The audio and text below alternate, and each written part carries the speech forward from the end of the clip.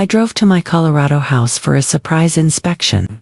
My daughter-in-law had changed the locks and her parents were living there like they owned the place. The numbers didn't add up. I'd been staring at my bank statements for 20 minutes, cross-referencing them with a rental income spreadsheet Owen was supposed to maintain, and something was wrong, very wrong. I sat at my kitchen table in Denver, my primary residence, a modest ranch house in Park Hill that I'd bought after David died 5 years ago, with 3 months of financial records spread out in front of me, coffee going cold in my mug, reading glasses sliding down my nose, the kind of focused attention that had served me well during 30 years as a structural engineer. Numbers never lied. People did. The Aspen property, a luxury 4-bedroom mountain home I'd purchased 8 years ago for $1.4 million. Now worth about $1.8 million, was held in a living trust. My trust. I was the trustee. Owen was supposed to manage the rental operations, coordinate bookings, handle maintenance, collect payments, deposit them into the designated property account. It was supposed to be simple. For 3 years, it had been simple. Owen managed the rentals competently enough. The house generated $8,000 to $12,000 per month, depending on the season. Summer and winter were peak hikers and skiers willing to pay premium rates for a place with mountain views and a hot tub. Spring and fall were slower but steady. The income covered the property taxes, insurance, maintenance, and gave me a comfortable cushion. I'd even started thinking about eventually leaving the property to Owen in my will. A legacy. Something he could build on. But for the last 3 months, something had changed. June, expected deposit of $11,000. Actual deposit, $0. Owen's explanation via text. Booking fell through last minute. Market slow. We'll make it up next month. July, expected deposit of $9,500. Actual deposit, $0. Owen's explanation via voicemail. Hey mom, having some issues with the booking platform. Tech glitch. Getting it sorted. Don't worry. August, expected deposit of $7,500. Actual deposit, $0. Owen's explanation, none. He hadn't returned my calls in 2 weeks, 3 months, $18,000 missing. I pulled up the property management platform. I still had administrative access, even though Owen handled day-to-day operations. The booking calendar showed ... nothing. No reservations. No inquiries. No activity since May. But when I checked my email archive, I found confirmation emails from guests. Bookings that had been made. Deposits that had been paid. 8 confirmed reservations over 3 months. All canceled by Owen with the excuse of property maintenance issues or unexpected repairs. Canceled bookings meant refunded deposits. Refunded deposits meant no income. But the guests had paid. The platform showed completed transactions. The money had gone somewhere. Just not to me. I felt my jaw tighten. That old engineering instinct kicking in when you found a structural problem. You didn't ignore it. You investigated. You fixed it before it became catastrophic. I picked up my phone and called Owen. Straight to voicemail. I called again. Voicemail. I sent a text. Owen, I need to talk to you about the Aspen property. Call me immediately. 3 hours passed. No response. I looked at the calendar. September 15th, Thursday. I had no pressing obligations tomorrow. I'd been retired for 4 years. My days were my own. The drive from Denver to Aspen was about 2.5 hours. Depending on traffic and weather, I could be there by early afternoon. Surprise inspections had served me well during my engineering career. When contractors got too comfortable, when supervisors got sloppy, when someone was cutting corners, nothing revealed problems faster than showing up unannounced. I closed my laptop and started packing. I should probably explain about Serafina, my daughter-in-law, Owen's wife of 4 years. The reason my relationship with my son had become strained, complicated, tense. Owen had always been ... soft. That's the kindest way to put it. Sweet as a child, eager to please, but lacking something essential: backbone, maybe, or the ability to see people clearly. He'd drifted through his 20s and early 30s with a series of failed ventures. A tech startup that never launched. A real estate license he barely used. A consulting business that consisted mostly of him consulting his own bank account into nothing. By 31, he was living in my basement, technically between opportunities, actually just broke. Then he met Serafina Sterling. She was 29. Beautiful in that calculated high-maintenance wage-intoned body, expertly highlighted hair. Designer clothes that probably cost more than my monthly grocery budget. She came from money. Old Denver money, or at least, that's what she claimed. Her parents, Victor and Vivian Sterling, had that particular brand of arrogance that came from either having wealth or pretending to have it so convincingly that no one questioned it. Owen was smitten immediately. I was skeptical immediately. The first time I met Serafina, she'd looked around my Park Hill house, my comfortable, modest, perfectly adequate house with barely concealed disappointment. "Oh," she'd said, voice dripping with false brightness. "This is ... cozy." Cozy meant small. Small meant insufficient. "It suits my needs," I'd replied. "But you have that place in Aspen, right?" Owen said, "You have a beautiful mountain home." Her eyes had lit up. "We should visit sometime. I'd love to see it." There it was.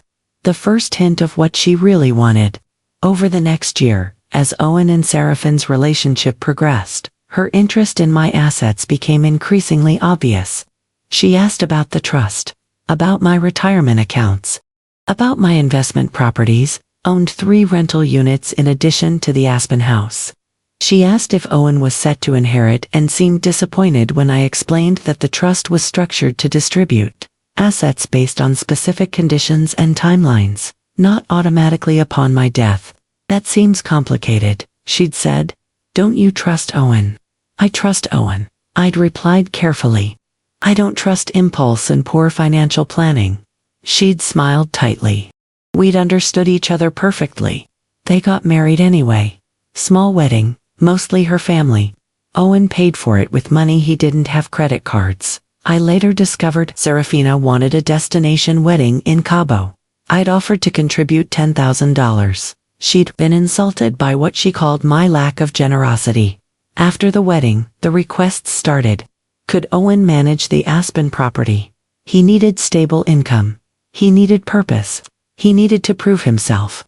I'd hesitated. But Owen had begged. "Please, Mom, let me show you I can do this.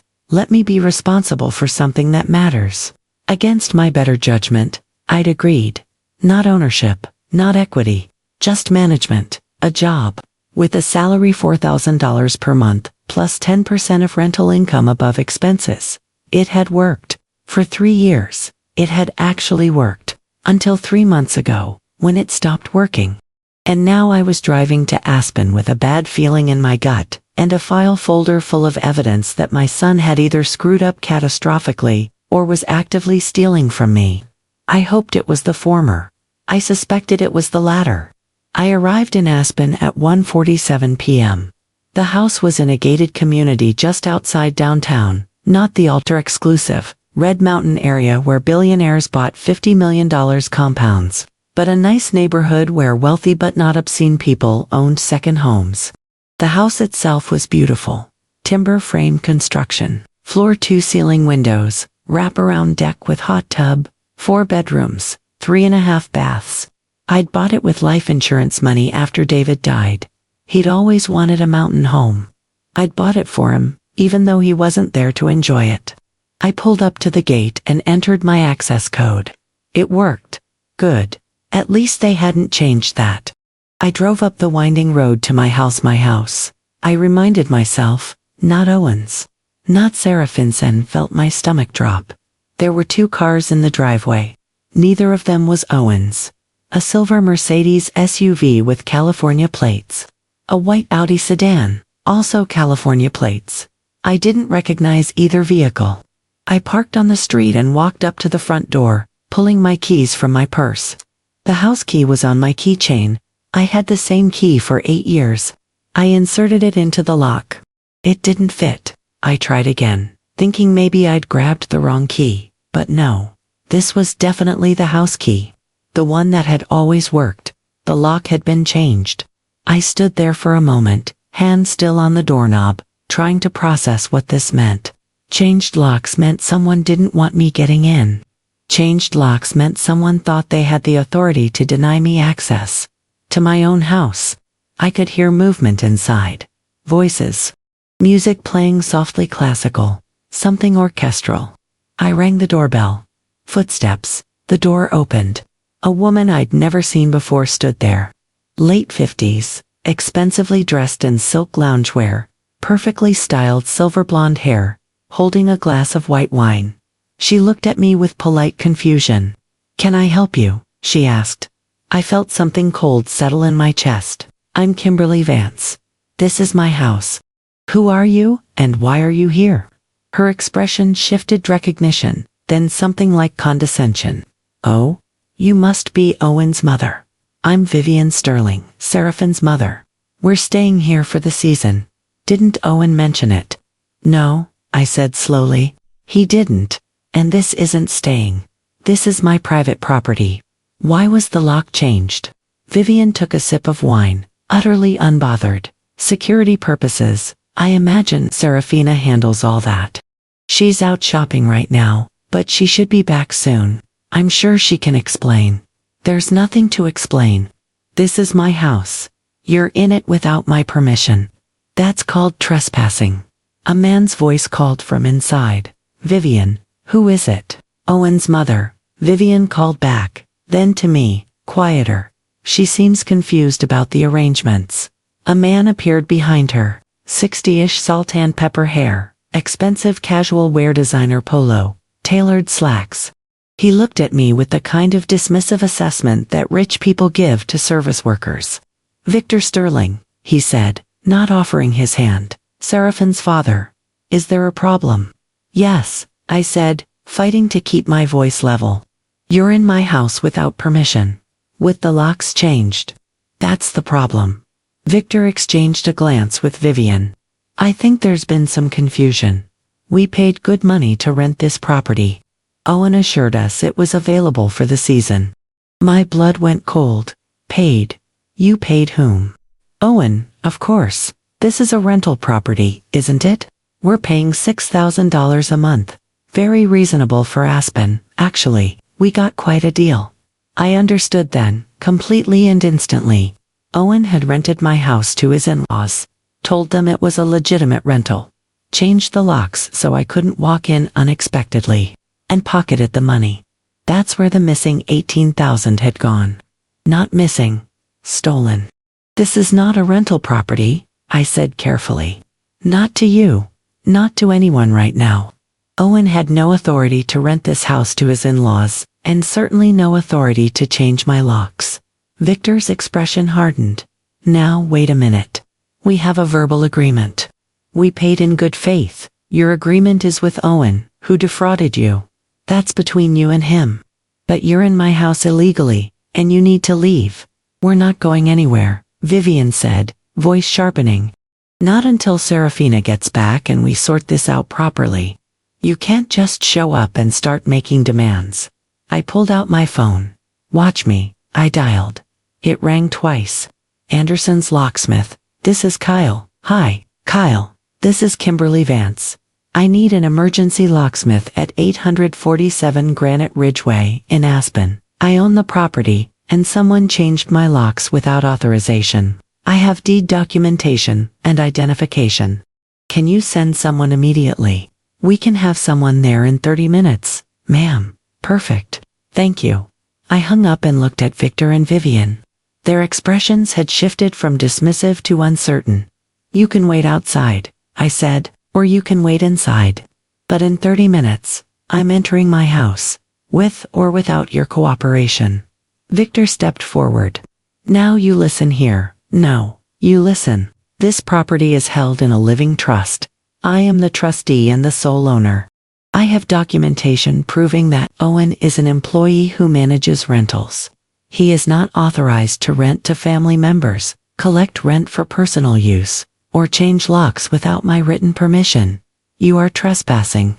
You can leave voluntarily now, or I can have the sheriff remove you later. Your choice.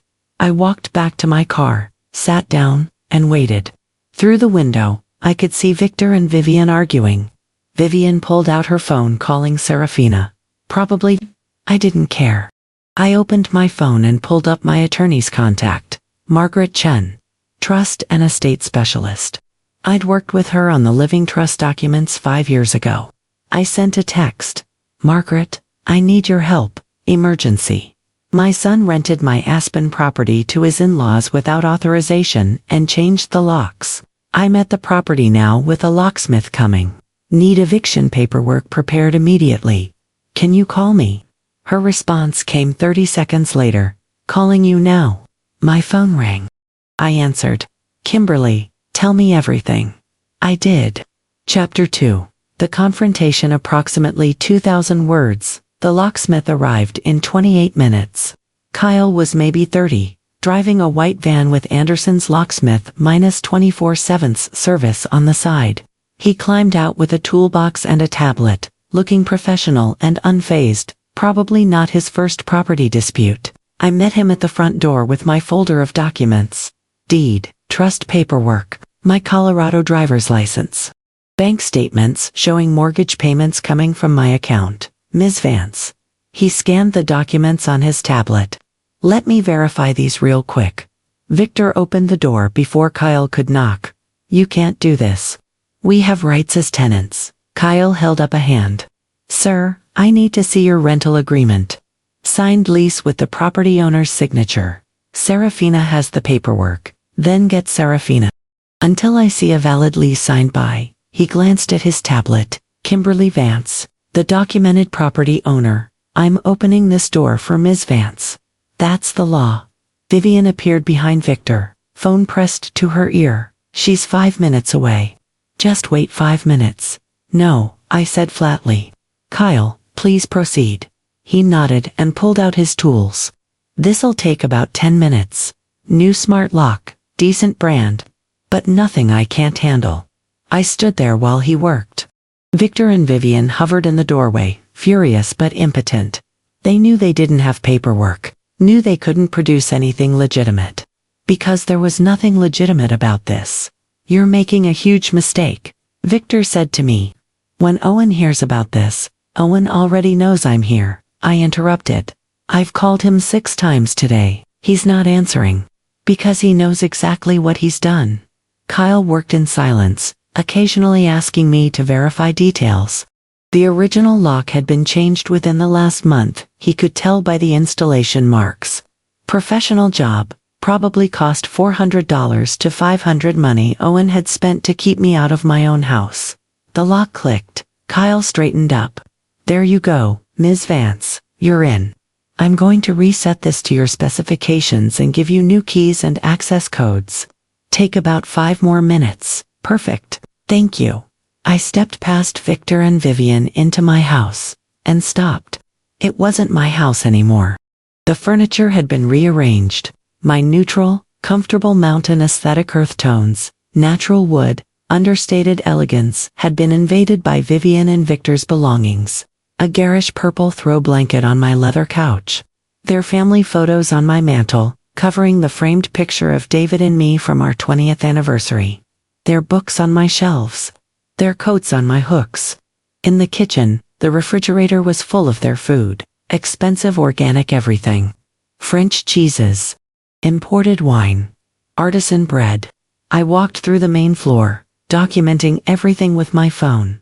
Photos, videos, evidence. The wallow downstairs guest room converted into Victor's office. Laptop on the desk, papers everywhere. He'd been working here, living here, like this was his house. Upstairs, the master bedroom. Vivian's clothes in my closet. Her toiletries in my bathroom. Their suitcases expensive leather, monogrammed on the floor of my walk-in. They'd taken over my house completely. I heard a car door slam outside. Raised voices. Serafina had arrived. I came downstairs to find her in the entryway, surrounded by shopping bags Gucci Prada, some boutique I didn't recognize. She was wearing yoga pants that probably cost $200 and a cashmere hoodie. Her highlighted blonde hair was pulled back in a perfect ponytail. She looked like every other wealthy Aspen wife, except she wasn't wealthy. Owen was broke. These shopping bags were funded by money stolen from me. She saw me and her face transformed. Pure fury. "What the hell are you doing here?" Her voice was shrill. "How did you get in?" "I live here," I said calmly. "Well, I own here. The question is, what are you doing here?" "Owen gave us permission. This house is his to manage." "You're overstepping." "Owen manages rentals for legitimate paying guests. He doesn't give his in-laws free housing, and he certainly doesn't change locks without my authorization." Seraphine's eyes flashed. "Free? We're paying $6,000 a month. Tell her, Dad." Victor stepped forward, less confident now. "We paid Owen directly. 3 months, $18,000. So there it was, confirmed." "Owen had no authority to accept that payment," I said. "This property is held in a living trust. I'm the sole trustee. Owen is an employee with limited management duties. Personal rentals to family members are explicitly prohibited in his contract." "Contract?" Serafina laughed sharp, mocking. "He's your son, not your employee. You treat him like staff. This house should be his. You're hoarding wealth while he struggles. He struggles because he can't hold a job and you spend money you don't have. That's not my problem."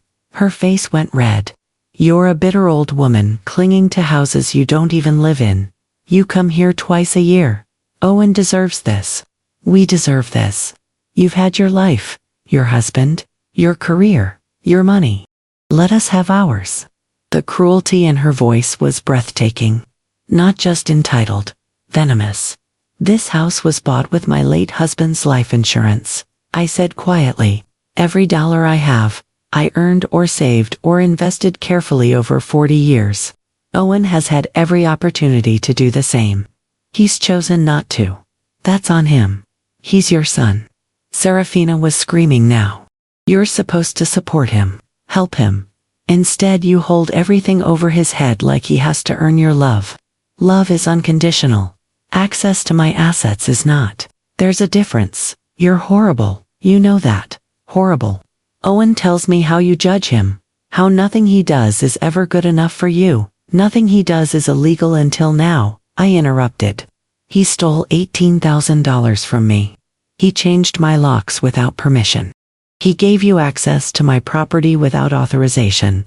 That's theft, fraud, and trespassing. So congratulations, Serafina. You've officially made your husband a criminal. Get out," she was shrieking. "Get out of this house. Owen gave it to us. It's ours now. It's mine. The deed says so. The trust documents say so. The county records say so. You can believe whatever fantasy Owen sold you, but reality is reality. You have no legal claim here." Vivian put a hand on Seraphine's arm. "Sweetie, maybe we should call our attorney." "We don't need an attorney.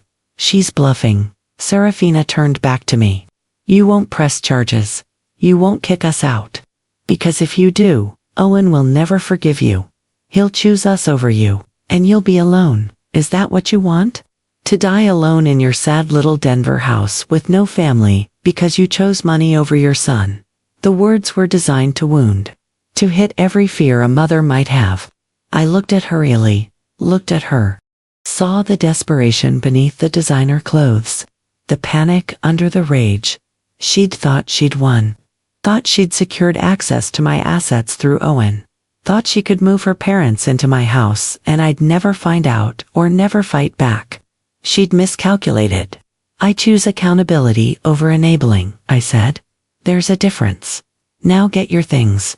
You have 24 hours to vacate or I'm filing for emergency eviction. You can't watch me." The front door opened.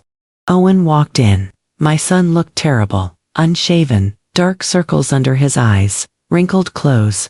He looked like he hadn't slept in days, which probably meant he'd known this confrontation was coming and had been dreading it. Good, he should dread it. "Mom," his voice was small, defeated already. "What are you doing here?" "Inspecting my property. Finding your in-laws living here illegally. Discovering you've stolen $18,000 from me. Take your pick. Serafina rushed to him. She's trying to kick my parents out. She showed up with a locksmith and broke in. I didn't break in. I'm the owner. You can't break into your own property. I kept my eyes on Owen. Tell me why, Owen. Why would you do this? He couldn't meet my gaze. Sierra's parents needed a place, just for a few months. The summer rental season. I thought, ... The house was just sitting empty in the off-season anyway. It wasn't empty. I had 8 confirmed bookings. You canceled all of them. His face went pale. How did you? I still have administrative access to the platform. I can see everything, Owen. Every cancellation. Every refund. Every lie you told those guests about unexpected repairs and property maintenance issues. I was going to fix it. Book new guests in the fall. Make up the money with what? You've been pocketing the rent from Victor and Vivian. $18,000 that should have gone into the property account. Where is it, Owen? Serafina cut in. That money paid our bills. Rent. Groceries. We've been struggling.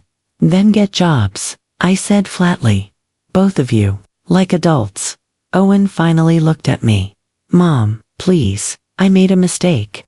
I know I did. But don't punish Sierra's parents for your theft. You're fraud. I pulled out my phone and opened the banking app.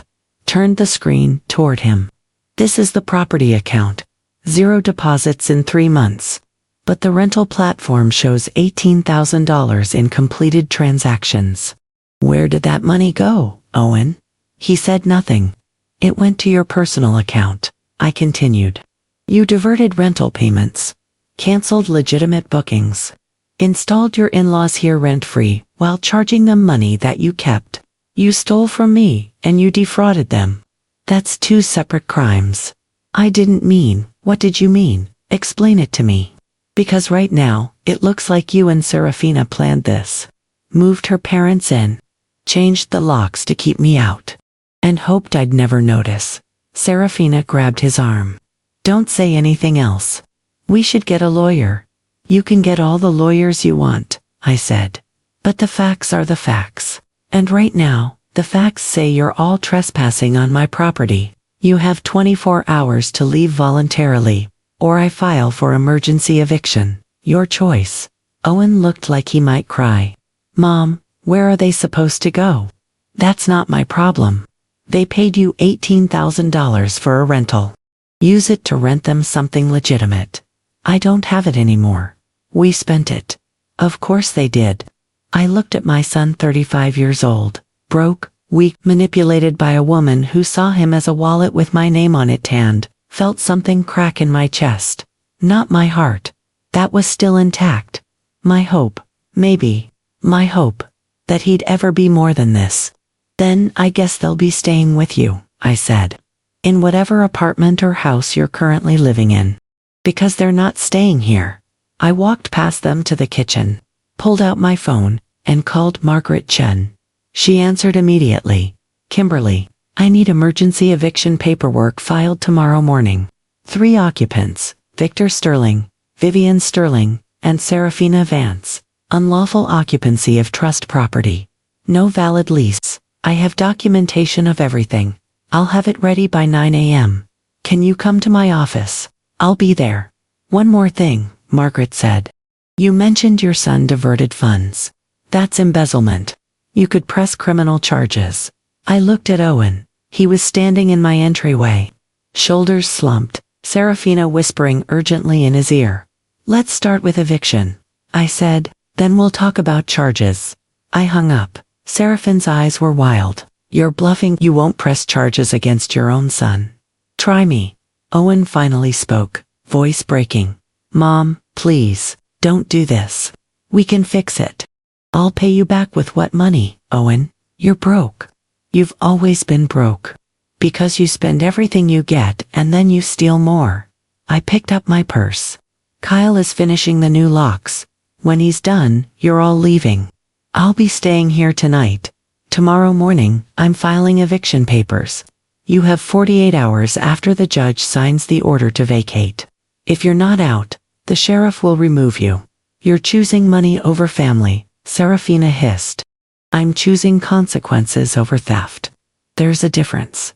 I walked upstairs to start documenting the rest of the damage to my property. Behind me, I heard Serafina start crying. Fake tears, probably. The kind designed to manipulate Owen into thinking I was the villain. Let her cry. I had work to do. They didn't leave. 24 hours came and went. I stayed in my house sleeping in the guest room because I couldn't stomach being in the master bedroom where Vivian's things still contaminated my space. I'd given them until noon on Friday to vacate voluntarily. At 12:01 p.m., Victor and Vivian were still there. Serafina had left Thursday night driven back to Denver with Owen, shouting threats about lawyers and lawsuits as they went. But her parents had stayed, defiant. We paid good money, Victor kept saying. We have tenant rights. You have no rights, I'd replied. You'll understand that better after the judge explains it to you. Margaret Chen had filed the emergency motion Friday morning. The hearing was scheduled for Monday at 9 a.m. expedited process, because I had clear documentation of ownership and zero documentation existed for their occupancy. I spent the weekend in my house, working around Victor and Vivian like they were particularly annoying furniture. They stayed in the downstairs guest room, venturing out only for food and coffee, shooting me hostile looks whenever our paths crossed. I ignored them. I had bigger problems to document. Saturday morning, I hired Daniel Foster, property management professional Margaret recommended, someone with actual credentials and no family connections. He drove up from Glenwood Springs to do a complete audit. I need to know everything, I told him. Every rental booking Owen handled over the last 6 months. Every payment that came in. Every payment that went out. Every expense. All of it. Daniel was 50-something, former hotel manager, now running a boutique property management company for high-end mountain homes. He was thorough, professional, and unsympathetic to family drama. I've seen this before, he said, setting up his laptop at my kitchen table while Victor and Vivian glared at us from the living room. Family member gets management access, starts to think of it as their property. Boundaries get fuzzy. Usually doesn't end well. It's ending now, I said. He worked for 6 hours, cross-referencing the rental platform records with bank statements, credit card bills, maintenance logs, and expense reports Owen was supposed to have been keeping. The results were worse than I'd thought. Okay, Daniel said Sunday afternoon, pulling up his summary spreadsheet. Here's what I found. I sat across from him, coffee going cold in my mug, bracing myself. Over the last 6 months, the property had 22 confirmed bookings. Total contracted revenue, $97,400. My stomach dropped. How much actually made it to the property account? $63,000, which means $34,400 is missing. I'd known it was bad. I hadn't known it was that bad. He canceled 8 bookings, Daniel continued, giving excuses about maintenance issues that never actually happened. I checked with the maintenance vendors. No work orders, no repairs, nothing. Those cancellations cost you another $52,000 in potential revenue you'll never recover. Because those dates are gone. So total damages are over $80,000. That's just rental income. There's more. He pulled up another tab. Owen had access to the property credit card standard for managers. They need it for repairs and supplies. Over 6 months, he charged $11,200 in expenses that have nothing to do with property management. Like what? Restaurants, retail purchases, gas stations, a couple of charges at Best Buy, one at a jewelry store for $2,400. He looked at me over his reading glasses. I'm guessing that was a gift for someone. Serafina had to be. Total financial impact, Daniel said, combining diverted rental income, lost revenue from cancellations, and fraudulent expenses, $97,600. I sat there, absorbing that number. My son had stolen or cost me through negligence and fraud nearly $100,000. Can you document all of this for legal proceedings? I asked. Already done. I'll send the full report to your attorney tonight. He closed his laptop. For what it's worth, Ms. Vance, this is prosecutable. Embezzlement, fraud, breach of fiduciary duty. If you wanted to press charges, I know. I'm considering it. He nodded. One more thing. You'll need a new property manager. I'd be happy to take it on if you're interested. My fee is 15% of gross rental income. I'll handle bookings, maintenance, guest communications, everything. And I'll send you detailed monthly reports so you always know exactly what's happening. You're hired. He smiled. Good. Let's get your property back to making money instead of costing it. Monday morning, 9 a.m., I walked into Judge Patricia Morrison's courtroom. Victor and Vivian were already there, sitting in the back row, looking anxious. They'd finally hired an attorney, or at least tried to. The man sitting with them looked young, probably freshly barred, taking what was clearly a losing case for the experience and the fee. Margaret Chen was with me, carrying a file folder 3 inches thick. Owen and Serafina were notably absent. The bailiff called the case, Vance Living Trust v. Sterling et al. Emergency motion for eviction. Judge Morrison, mid-60s, sharp eyes, no patience for nonsense, looked down at her paperwork. Ms. Chen, you represent the petitioner. Yes, Your Honor. Kimberly Vance, trustee of the Vance Living Trust, which holds title to the property in question. Mr. Garrett, you represent the respondents. The young attorney stood. Yes, Your Honor. Victor and Vivian Sterling, let's hear it. Margaret stood and presented the case with surgical precision. Trust documents proving ownership, deed records, property tax records showing payments from my account, photographic evidence of the Sterlings occupying the property, documentation that no valid lease existed, bank records showing they'd paid Owen directly, not the trust. Your Honor, Margaret concluded, the respondents are squatters. They have no written lease, no authorization from the property owner, and no legal basis for occupancy. They were fraudulently induced by Owen Vance, who had no authority to rent the property to his in-laws. Ms. Vance is seeking immediate eviction and restoration of her property. Judge Morrison looked at Mr. Garrett. Counselor, what's your defense? He stood, nervous. Your Honor, my clients believed they had a valid rental agreement. They paid $18,000 in good faith to Owen Vance, who represented himself as the property manager with authority to do they have anything in writing. A lease signed by the property owner. No, Your Honor, but any email or text message from Ms. Vance authorizing the rental. No, Your Honor, but they believed. Belief isn't a defense. Counselor, do they have any documentation whatsoever giving them legal right to occupy this property? Garrett looked at his clients. Victor shook his head. No, Your Honor. Judge Morrison looked at the Sterlings directly. Mr. and Mrs. Sterling, you paid money to someone who didn't own the property and who had no authority to rent it to you. That was a poor business decision, but it doesn't give you tenant rights. You were fraudulently induced, yes, by Owen Vance, not by Ms. Vance. Your remedy is against him, not her. But Your Honor, Vivian spoke up, voice shaking, where are we supposed to go? We left California for this. We gave up our apartment. That's not this court's concern. You made arrangements based on false information from Owen Vance. That's a civil matter. Between you and him. She banged her gavel. Motion granted. Mr. and Mrs. Sterling, you have 48 hours to vacate the property. If you're not out by Wednesday at 5 p.m., the sheriff will remove you and your belongings. Ms. Chen, prepare the order. Thank you, Your Honor. We stood.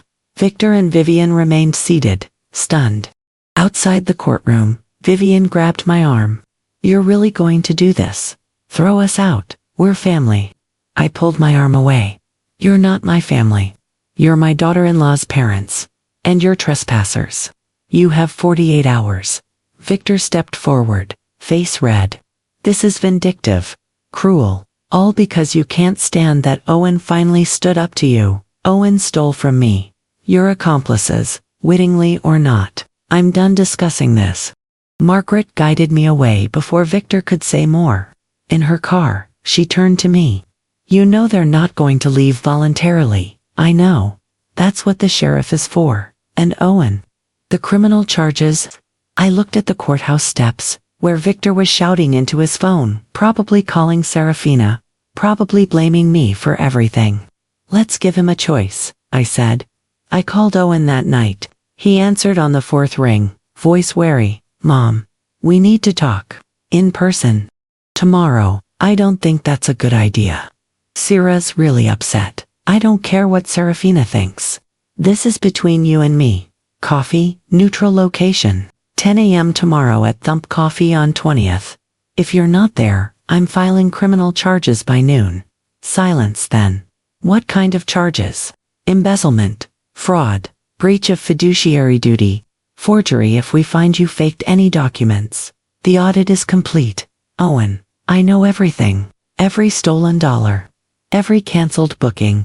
Every fraudulent expense. It adds up to $97,600. That's a felony. I heard him exhale shakily.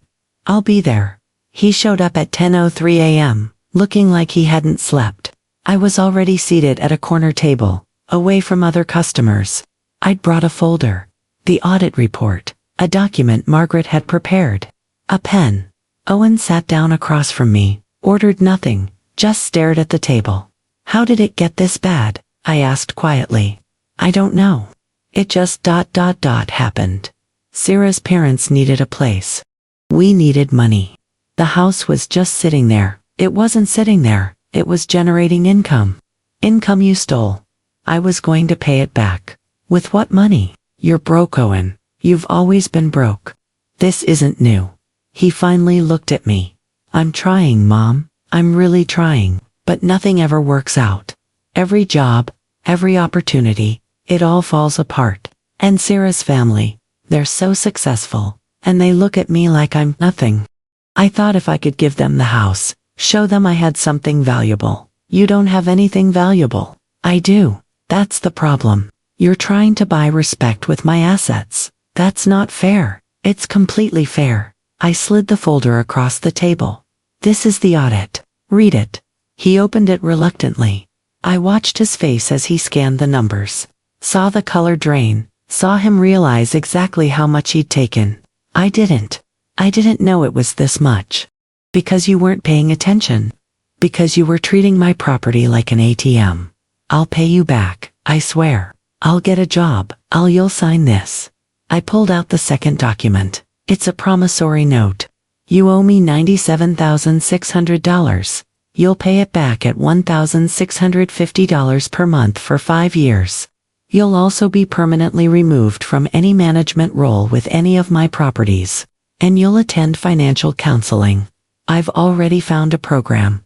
He stared at the document. And if I don't sign, I file criminal charges this afternoon. You'll be arrested, probably within 48 hours. With your history of financial instability, you won't make bail. You'll sit in jail until trial. And when you're convicted because the evidence is overwhelming, you'll go to prison. Colorado takes embezzlement seriously. You're looking at 2 to 6 years. His hands were shaking. You'd really do that? Send your own son to prison? I'd really hold you accountable for stealing from me. The prison part is what happens when you refuse accountability. Sara will leave me if I sign this. She'll say I'm choosing you over her. Then she never loved you. She loved access to my money. And Owen, I leaned forward. She's part of why you're in this mess. She pushed you to take the house. She pushed you to change the locks. She's been using you as a proxy to get to my assets since the day you met her. That's not true, isn't it? Think about it. Really think about it. When's the last time Serafina supported you getting a real job? When's the last time she suggested living within your means? When's the last time she encouraged you to be independent of me? He said nothing. Because we both knew the answer. Never. You have a choice, Owen. Sign this, take responsibility. Pay me back. Rebuild your life on your own terms. Or protect Seraphine's feelings and go to prison. What's it going to be? He picked up the pen. His hand hovered over the signature line for a long moment. Then he signed. Chapter 4. The Exodus. Approximately 2,000 words. Sheriff Deputy Rodriguez arrived at my Aspen house at 4:47 p.m. on Wednesday. 48 hours had passed since Judge Morrison's order. Victor and Vivian Sterling had not left. I'd known they wouldn't. People who feel entitled to things they didn't earn rarely accept reality gracefully. Deputy Rodriguez was maybe 45, built like someone who'd spent 20 years dealing with people at their worst and had learned to project calm authority.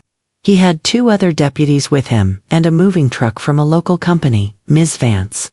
He checked his tablet. I have an order for eviction of Victor and Vivian Sterling from this address. Are they currently on the premises? Yes. Inside? They've been told multiple times to leave. Understood. We'll handle it from here. Do you want to be present? Yes. He nodded and approached the front door, knocked firmly. Sheriff's Department, open the door please. No response.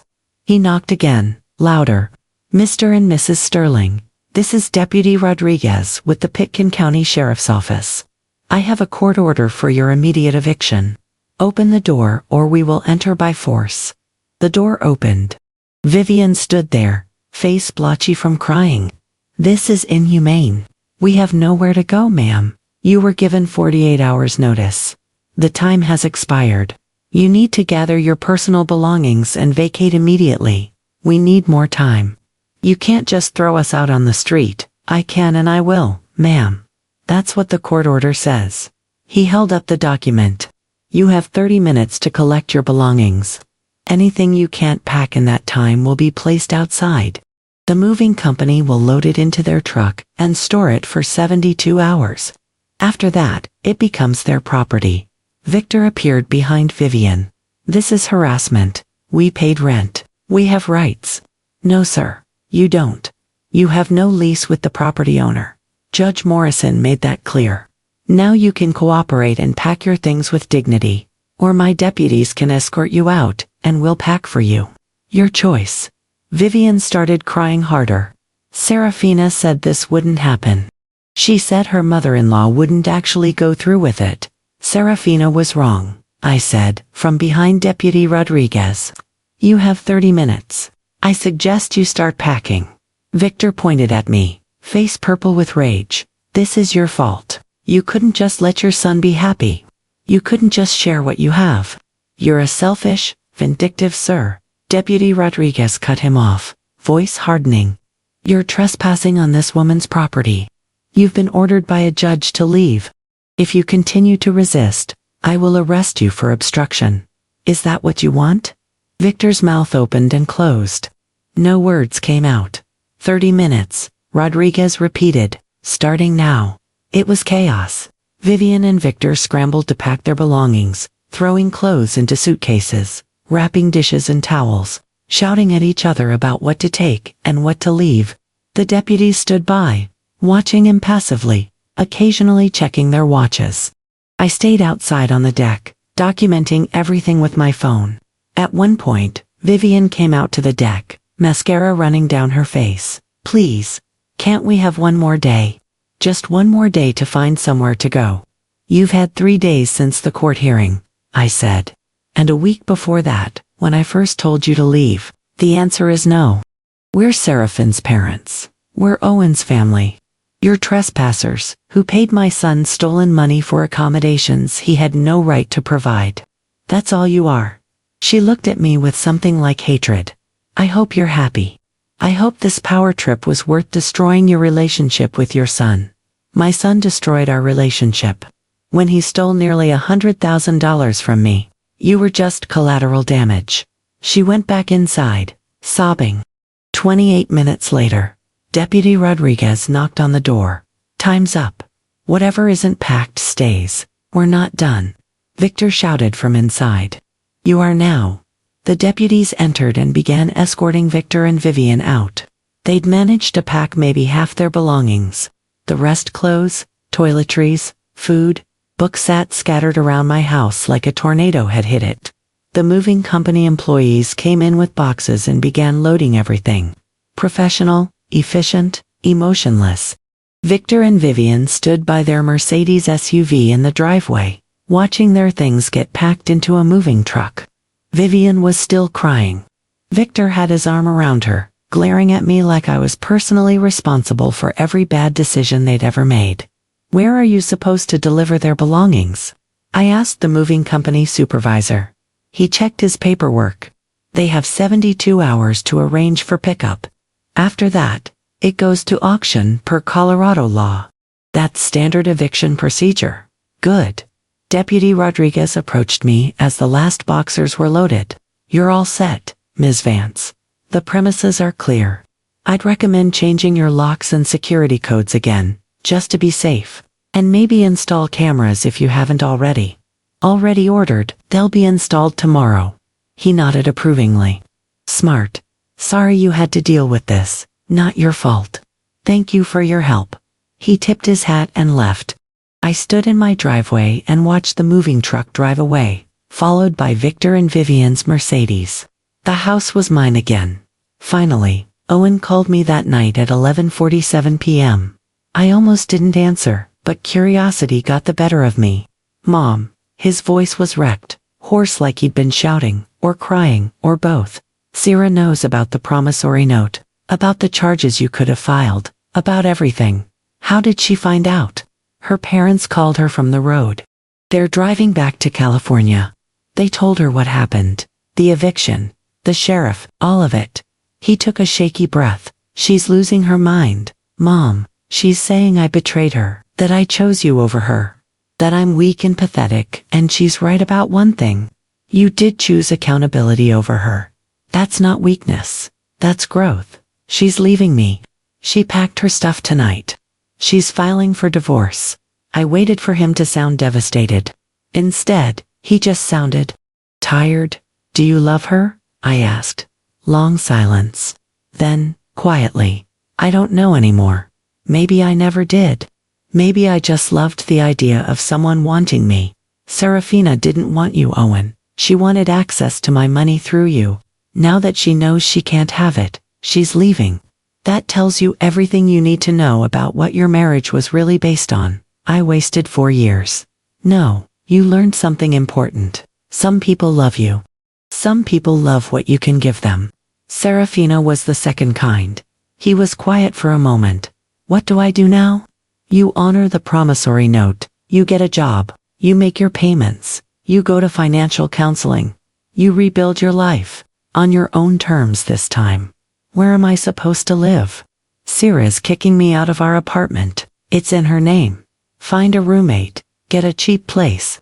Do what everyone else does when they're broke, and starting over. I'm 35, Mom. I'm supposed to have my life together by now. Then start getting it together. Better late than never. Another long silence. Then, can I come stay with you? Just for a few weeks while I find a place. Every instinct told me to say no. To hold the boundary. To make him figure it out alone. But he was still my son. 2 weeks, I said. You can stay in my guest room for 2 weeks. In that time, you will find a job and find an apartment. After 2 weeks, you're out. Understood, understood. Thank you, Mom. Don't thank me yet. We have a lot to work through. He moved in the next day. The first week was tense. Owen slept in my guest room, used my bathroom, ate my food. We barely spoke. He spent most of his time on his laptop, applying for jobs, scrolling through apartment listings, avoiding eye contact. Serafina called him 17 times that week. He stopped answering after the 5th call. She texted, "You're pathetic. I can't believe I wasted 4 years on someone so weak. My parents are right about you. You're nothing without your mother's money." He showed me the text. "She's trying to hurt me. She's revealing who she always was. You're just finally seeing it." By day 10, he had a job offer. Warehouse logistics for a medical supply company. $52,000 a year. Not glamorous. Not exciting, but stable. With benefits. He accepted it. I start Monday. He told me over dinner takeout Chinese, eaten at my kitchen table in silence until he spoke. "Good," I said. "And the apartment. I found a place. Studio in Lakewood. $950 a month. It's small but it's clean. I can move in next weekend. That's within your budget." "Barely, but yeah, I'll make it work." I looked at my son, 35 years old. Starting over with a warehouse job and a studio apartment, and felt something complicated in my chest. Not pity, not quite pride, Something closer to hope. First payment on the promissory note is due in 2 weeks, I reminded him. $1,650. I know. I'll make it. And the financial counseling, I called the program you recommended. First session is Tuesday evening. Good. We ate in silence for a while, then Owen set down his chopsticks. Mom, I'm sorry, really sorry. For all of it? The theft, the lies, the house, letting Sarah and her parents take advantage of you. I was so desperate to prove I was successful, to prove I was worth something, that I lost sight of everything. Worth isn't about money, Owen. It's about character, integrity, doing what you say you'll do. You lost sight of that. But you're starting to find it again. Do you think you'll ever trust me again? Trust is rebuilt slowly. One kept promise at a time. You make your payments. You go to counseling. You prove through actions, not words that you've changed. Then we'll see. He nodded. Fair enough. 2 months later, Daniel Foster sent me his first quarterly report. I was sitting in my Denver house, coffee in hand, morning sun streaming through the kitchen windows. I opened the PDF on my laptop. Vance Aspen Property, Q for Management Report, total rental income, $43,200 expenses, maintenance, utilities, cleaning, $8,700 management fee, 15%, $6,480. Net profit to owner, $28,020. I scrolled through the detailed breakdowns. Every booking documented, every expense itemized with receipts, every guest review all 5 stars, every maintenance issue addressed promptly and professionally. This is what competent management looked like. Daniel had also included photos. The house was immaculate. My furniture back in place, my photos on the mantle, new security cameras installed at every entrance, smart locks with codes that only I controlled. It looked like my house again.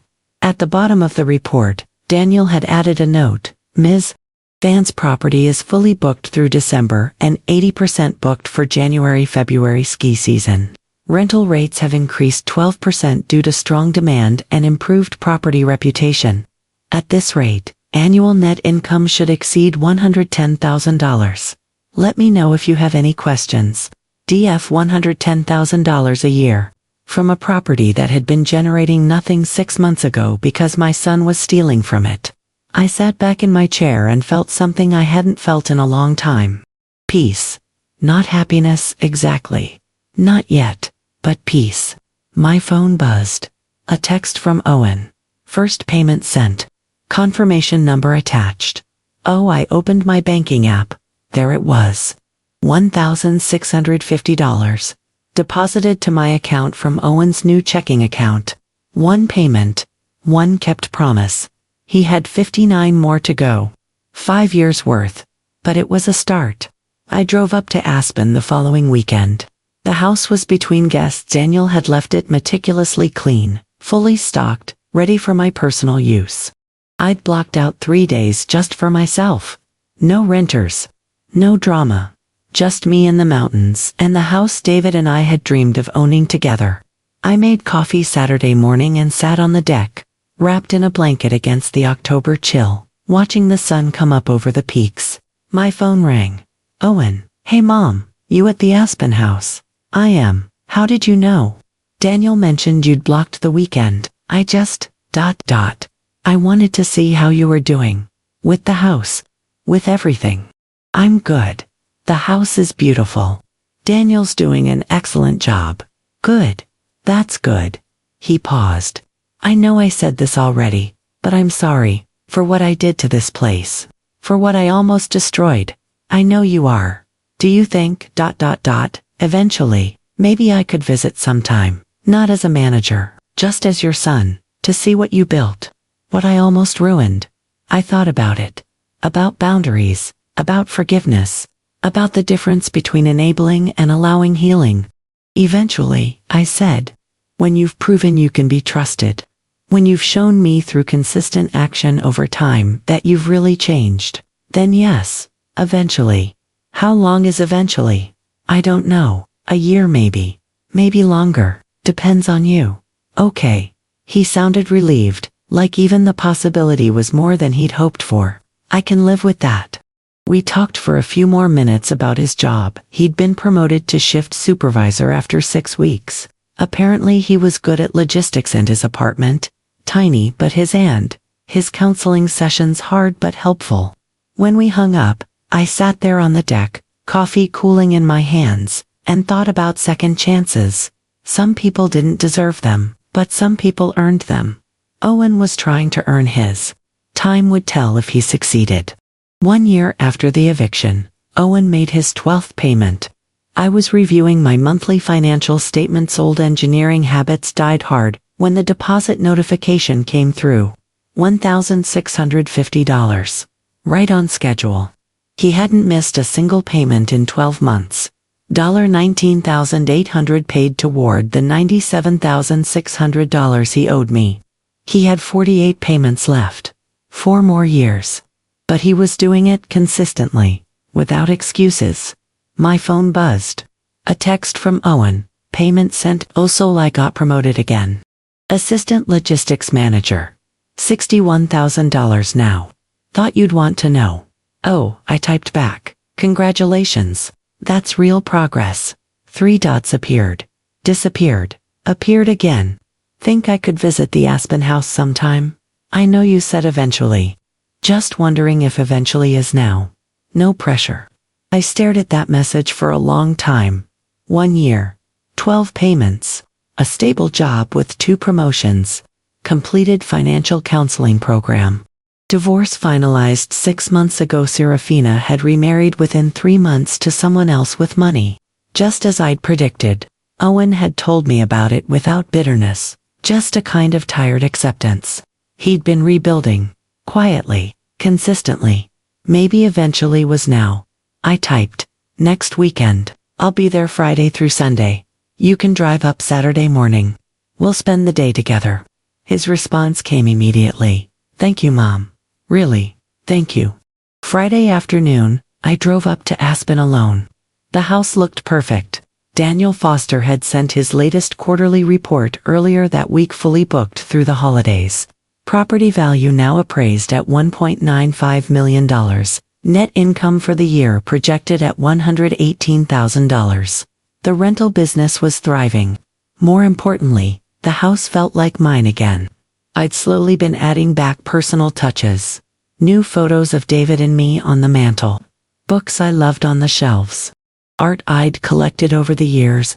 The house was still a rental property. Still a business. But it was also mine in a way it hadn't been when Owen was managing it. Saturday morning, I made coffee and waited. Owen's car pulled up at 10:23 a.m. An older Honda Civic, maybe 2008, with a dent in the rear bumper. Not fancy, but paid for. I knew, because he'd told me about buying it for $4,200 cash from his warehouse supervisor. He got out slowly, like he wasn't sure he was really allowed to be here. I opened the front door. Come on in. He walked up the driveway carrying a paper bag. I brought bagels. From that place you like in Denver. I remembered you always got the everything bagel with plain cream cheese. I took the bag. Thank you. That was thoughtful. He stood in the entryway, looking around like he was seeing it for the first time. It looks amazing. Different from before. Better. Different because it's managed properly now. Better because it's being treated like the valuable asset it is, instead of a personal piggy bank. He flinched slightly. Right? Yeah, I deserved that. I'm not trying to hurt you. I'm just stating facts. I know. He followed me into the kitchen. Is it okay if I look around? See what's changed? It's why you're here. He walked through the house slowly. I stayed in the kitchen, giving him space. I could hear him moving from room to room, stopping for long moments, processing. When he came back, his eyes were red. I can't believe I almost destroyed this, he said quietly. This place you built, this investment, this legacy. I almost ruined it for $18,000. $97,000, I corrected. Let's not minimize. $97,000, God. He sat down at the kitchen table. Do you know what the worst part is? It wasn't even about the money. Not really. It was about trying to impress Seraphine's parents. Trying to prove I was worth something by giving them access to something you built. It was pathetic. It was a mistake, a serious one, but you're fixing it, am I? 12 payments out of 60? I'm barely making a dent. You're making progress. That's what matters. He looked up at me. Do you trust me again? I poured coffee for both of us and sat across from him. More than I did a year ago. Less than I will in another year if you keep going the way you're going. That's fair. He wrapped his hands around the mug. I'm in therapy now. Not just the financial counseling. Real therapy. Dealing with why I let Serafina manipulate me. Why I've made so many bad decisions. Why I've been so desperate for approval that I'd steal from my own mother. What are you learning? That I've been looking for external validation my whole life. Dad died when I was 30. Before that, he was busy with work. You were busy with work. I never felt like I measured up to either of you. So I tried to measure up to people who didn't matter. Serafina, her parents, anyone who'd make me feel valuable if I gave them what they wanted. I felt something tighten in my chest. Your father and I were busy, yes, but we loved you. We always loved you. I know that now. But when I was younger, I confused love with approval. I thought if I wasn't successful like you guys, the love would go away. So I kept trying to prove myself and kept failing. And the more I failed, the more desperate I got. He took a sip of coffee. Therapy's helping me see that. Helping me separate who I am from what I achieve. Good, that's important. Mom, he met my eyes. I'm sorry, for all of it. For the theft, for the betrayal, for letting you down. But also for making you feel like you had to choose between being my mother and protecting yourself. You shouldn't have had to make that choice. No, I agreed. I shouldn't have. But you put me in that position. And I chose boundaries. I'd make the same choice again. I know. And I'm glad you did. Because if you hadn't, I'd still be the same person. Weak, manipulated. Living off your success instead of building my own. We sat in silence for a moment. Do you want to help me with some things around the property today? I asked. Daniel's having the gutters cleaned next week. But I'd like to check the deck railings and make sure the hot tub cover is secure before winter. Nothing maintenance-related, just maintenance. Father-son I stopped, mother-son work. He smiled genuine, the first real smile I'd seen from him in over a year. I'd like that. We spent the afternoon working together. I showed him the new security cameras Daniel had installed. The smart locks that only I controlled. The upgraded irrigation system for the landscaping. The maintenance schedule that kept everything running smoothly. Daniel's really good, Owen admitted. Way better than I ever was. Daniel's a professional. He has systems, procedures. He treats this like the business it is. I treated it like something I was entitled to. Like it was mine just because you're my mother. Yes, you did. We checked the deck railings, tightened a few loose screws, secured the hot tub cover. Simple tasks. But we worked side by side, and it felt almost normal. Almost like we were family again. At one point, Owen stopped and looked out at the mountains. Dad would have loved this place. He would have. I bought it for him. In a way, with the life insurance money. He always wanted a mountain home. Somewhere to escape and think and just be. Do you miss him? Every day, but differently now. Less like an open wound. More like an old scar. Owen nodded. I miss him too. I was 30 when he died, still young enough to need a father, old enough to know I was running out of time to make him proud. I never figured out how to do that before he was gone. He was proud of you, Owen. He just wanted you to find your path, not his path, or my path. Yours. I'm still looking for it, I know, but at least now you're looking honestly, not trying to fake it with stolen money and borrowed status. He smiled sadly. Yeah, there's that. That evening, we ordered pizza and ate it on the deck, wrapped in blankets against the October chill.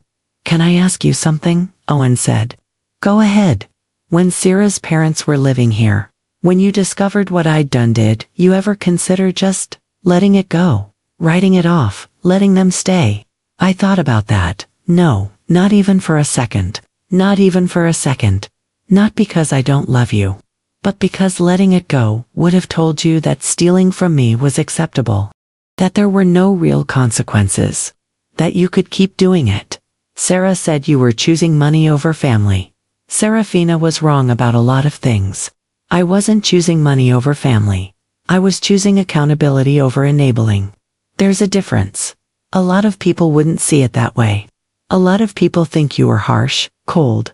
A lot of people enable their children into lifelong dysfunction because they confuse love with permissiveness. I'm not one of those people. He was quiet for a moment. I hated you for it. For a while. Those first few months after the eviction. After Sarah left. When I was living in that studio apartment working at the warehouse, I hated you. I thought you'd destroyed my life. And now I think you saved it. If you hadn't pressed charges, if you'd just let it go, I'd still be with Serafina, still broke, still blaming everyone else for my problems, still stealing from you whenever I needed money. He looked at me. You didn't destroy my life. You forced me to build a real one. I felt tears prick my eyes. I didn't let them fall. That's all I ever wanted, I said quietly. Sunday morning, before Owen left, I asked him to sit down at the kitchen table. I have something to tell you, I said. He looked worried immediately. What's wrong? Nothing's wrong. But I've updated the trust documents. I met with Margaret Chen last month. His face went carefully neutral. Okay. You're reinstated as a contingent beneficiary. He blinked. What does that mean? It means that when I die, which hopefully won't be for a long time, you'll inherit this property. But there are conditions. What conditions? First, the promissory note has to be paid in full. All $97,600. Second, you have to maintain stable employment for at least 3 consecutive years. Third, you have to remain in therapy and continue demonstrating financial responsibility. And fourth, I paused. You cannot be married to or in a relationship with Serafina, or anyone like her. Margaret helped me craft language around individuals who demonstrate patterns of financial manipulation. It'll hold up in court. Owen stared at me. You're giving me another chance. I'm giving you the opportunity to earn what you almost stole. That's not the same as giving it to you. You have to prove you've changed. Consistently. Over years. And if you do, the house will be yours someday. Not because you demanded it. Not because you felt entitled to it. Because you earned it. Mom, his voice cracked. Thank you. I don't deserve this. Not yet. But maybe you will. That's up to you. He wiped his eyes with the back of his hand. I won't let you down, I promise. Promises are words, Owen. I need actions. Consistent actions over time. That's how trust is rebuilt. I understand. I'll do it. I swear I'll do it. We stood. He hugged me carefully, like he wasn't sure he was allowed. I hugged him back. Drive safe, I said. And make your next payment on time. I will. I watched him drive away, his old Honda disappearing down the mountain road, and felt something settle in my chest. Not certainty. I couldn't be certain he'd follow through. People relapsed. Made new mistakes. Disappointed you again. But hope. Cautious. Careful hope. He was trying. Really trying. That was enough for now. I'm 68 years old now. I still own the Aspen house. Still rent it out through Daniel Foster's excellent management. Still visit 4 or 5 times a year for my own use. It's worth $2.3 million now. Generates about $135,000 annually in net income. Owen is 38. He paid off the promissory note 18 months ago ahead of schedule, thanks to 2 more promotions and careful budgeting. He's the regional logistics director now. Makes $78,000 a year. Lives in a nice 1-bedroom apartment in Lakewood. No debt except a modest car payment. He's been in a relationship for the past year with a woman named Rachel, a nurse. Financially stable, kind. No interest in my money because she has her own. I've met her twice. I like her. More importantly, she's good for Owen. She encourages his growth, instead of exploiting his weakness. The contingency conditions in the trust have been met. Owen is now the designated heir to the Aspen property. When I die, hopefully many years from now, need'll be his. Not as a gift. As something earned through years of accountability and change. Serafina remarried twice more after leaving Owen. Both marriages ended in messy divorces. Last I heard, she was living in Phoenix with yet another wealthy man. Victor and Vivian Sterling tried to sue Owen for the $18,000 they'd paid, and lost that case. Obviously, since they'd paid for fraudulent services, they cut off contact with Owen after that, blaming him for everything. Good riddance. Margaret Chen retired last year. Before she did, she sent me a note. You did the right thing. Accountability is love. Enabling is harm. Never forget the difference. I haven't forgotten. I'm sitting on the deck of the Aspen house right now, coffee in hand, watching the sunrise over the mountains. Owen's driving up later today. He comes once a month now, not as a manager, not as someone with authority, just as my son. We hike, we cook, we talk. 3 years ago, I drove to this house and couldn't get in. My son had given it away. My daughter-in-law had stolen it. I had to legally evict my own family. People said I was cruel, vindictive, choosing money over love. They were wrong. I chose boundaries over enabling, consequences over excuses, truth over manipulation. Owen lost his wife, lost access to my assets, lost the easy path, but he gained something more valuable: self-respect, independence, the knowledge that he could survive on his own, build something real, be someone worth respecting. Serafina wanted a free ride. She got a divorce. Owen wanted redemption. He earned it. The house in Aspen isn't just a property, it's a lesson. About worth, about value, about the difference between giving someone everything and teaching them how to earn something. I passed that test. Eventually, Owen passed it too. And when I'm gone, he'll inherit this house. Not because he demanded it. Not because he felt entitled to it. Not because he stole it. Because he earned it. That's what legacy really means. Not what you leave behind, but what you teach someone to build for themselves.